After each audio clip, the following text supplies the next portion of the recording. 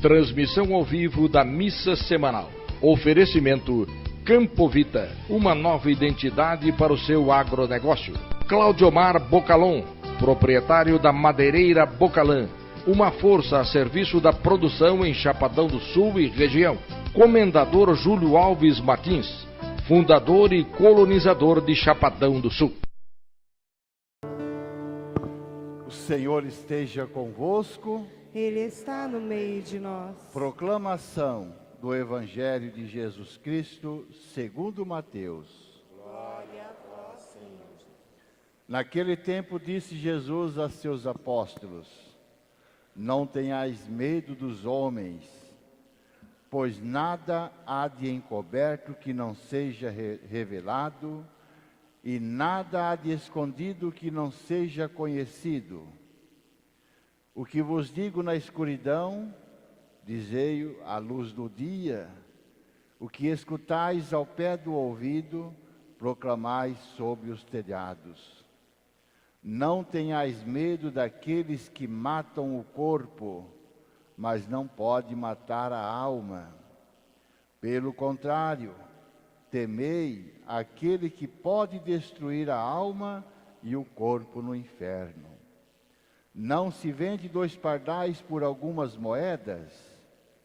No entanto, nenhum deles cai no chão sem o consentimento do vosso Pai.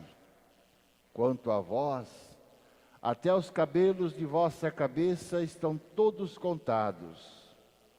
Não tenhais medo. Vós valeis muito mais do que muitos pardais. Portanto, todo aquele que se declarar a meu favor diante dos homens, também eu me declararei em favor dele diante do meu Pai que está nos céus. Aqueles, porém, que me negar diante dos homens, também eu o negarei diante do meu Pai que está nos céus. Palavra da salvação. Glória a vós, Senhor. Sentados. Irmãos e irmãs, voltamos a celebrar o tempo comum.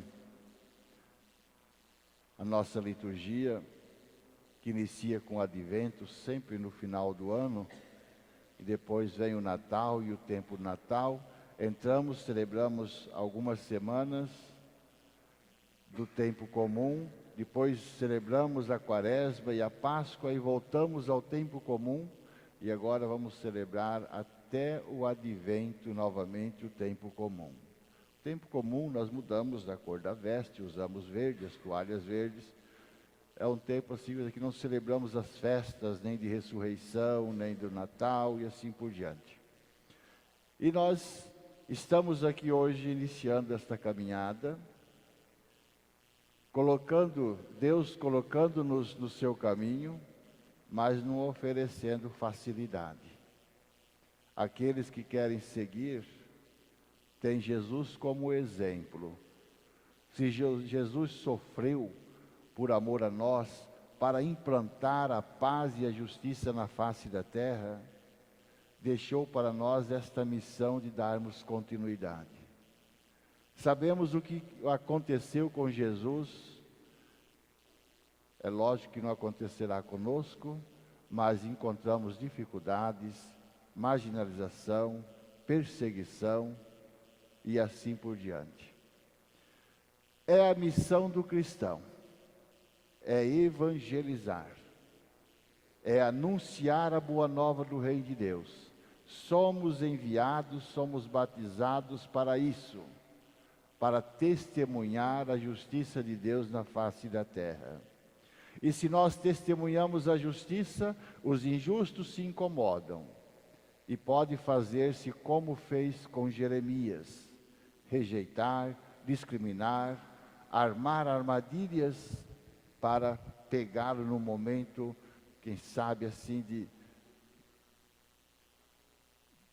é um momento assim vamos dizer assim, que ele possa pecar, cometer algum pecado, alguma falha na sua vida, para que ele realmente seja condenado.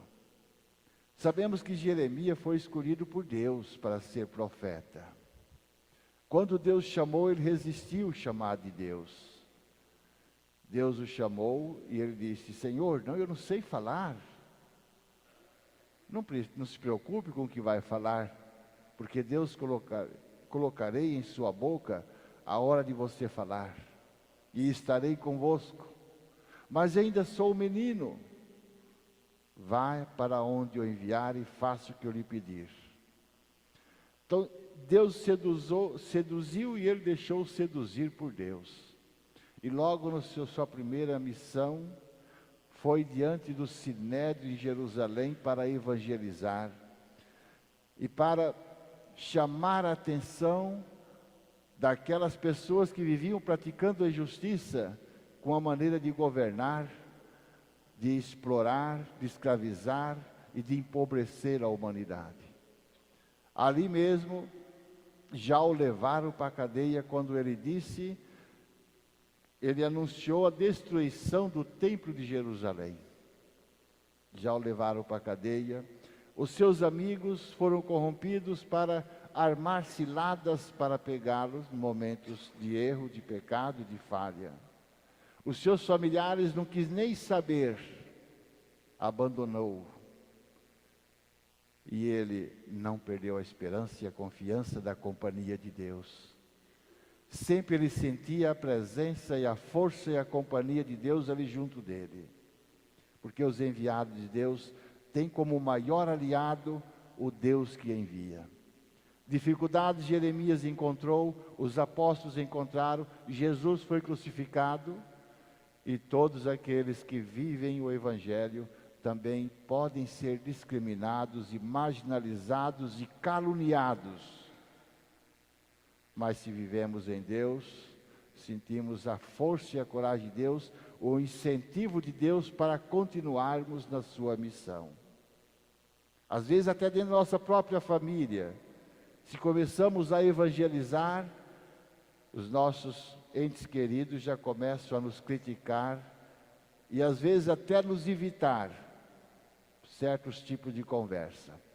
Aí como Jesus disse no Evangelho, começa então a fazer as coisas escondidas para que aquela pessoa não saiba, porque senão vai me chamar a atenção.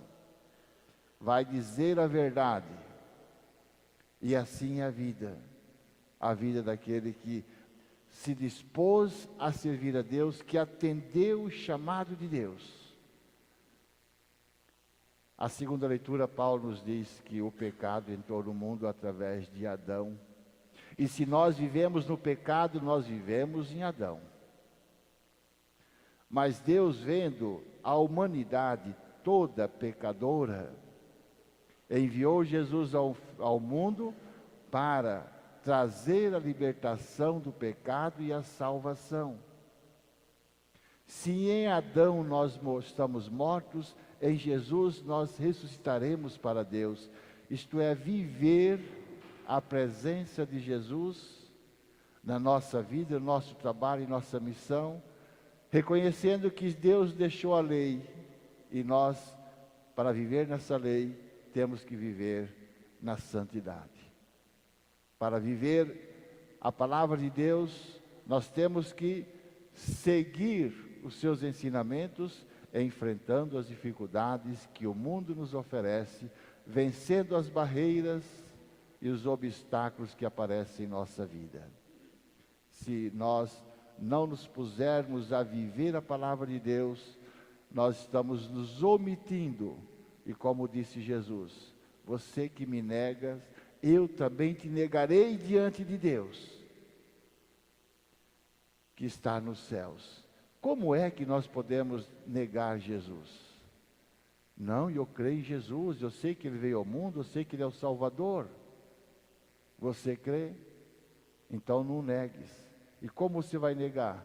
Diante das coisas erradas que nós fazemos, diante dos pecados que cometemos, diante das injustiças que nós fazemos, diante da omissão da verdade, diante da corrupção e da inverdade. Se nós, a igreja que não dá testemunho da justiça de Deus, a igreja que vive conforme o mundo quer, Será que é a igreja que Deus quer? Esta igreja, desde o nascimento dela, ela foi perseguida. Desde o ventre de Maria, quando ela gerava esta igreja que é Jesus, que é de Jesus, ela já passou a ser perseguida. Menino, Jesus nasceu e teve que correr para um lado e para o outro para salvar aquela criança recém-nascida. Jesus começou a evangelizar, começou a ser perseguida.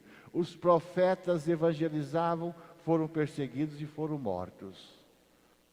E esta igreja, se ela viver em harmonia com os nossos governantes, ela está negando a presença de Deus nela, porque a maioria deles governa com injustiça e com corrupção. E aí é onde nós poderemos estar negando Jesus diante da verdade que nós deveríamos anunciar diante das inverdades que nós vivemos. É negar Jesus, é negar a verdade, é negar a justiça, é negar a paz. E se nós o negamos, Ele também nos negará diante de Deus. Não tenhais medo, Jesus falou umas 3 vezes para os apóstolos, não tenhais medo. E muitos cristãos têm medo de anunciar a verdade. Se cala diante de uma corrupção, se cala diante de uma injustiça, diante de tantas barbaridades que nós vivemos na sociedade. É negar a presença de Jesus, que é justo, negar a presença de Deus, que é correto. Não tenhais medo. Se Deus não permite que nenhum pássaro é morto sem a sua permissão, que nós olhamos assim, o que os pássaros em comparação a nós diante de Deus? Se até um fio de cabelo que nós perdemos, ele não cai da cabeça sem o consentimento de Deus, imagina nós, seres humanos, o tanto que somos amados e queridos por Deus. Então, se os pardais e um fio de cabelo têm valor diante de Deus, nós, seres humanos, temos muito mais. Se Deus protege, nos protegerá muito mais. Aqueles que se colocam ao caminho de Deus para ser evangelizador, anunciador da sua justiça e da sua paz, Deus estará com ele para encorajá-lo, para incentivá-lo e para protegê-lo na sua missão. Portanto, irmãos e irmãs, não tenhais medo de dizer a verdade, de proclamar a boa nova do Rei de Deus, que é verdade.